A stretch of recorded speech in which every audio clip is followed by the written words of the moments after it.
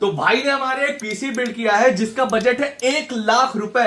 और इनका कहना यह है कि 1 लाख रुपए में हमने इन्हें स्कैम कर लिया है। सही बोल रहे हो? नहीं भैया बिल्कुल अरे भी नहीं। बिल्कुल भी नहीं। तुमने अभी बोला नहीं भैया बिल्कुल। भाई पीछे देखो कुछ नहीं है, हाथ ही रखा हुआ था बस, खाली मैंने डराया नहीं है इसे।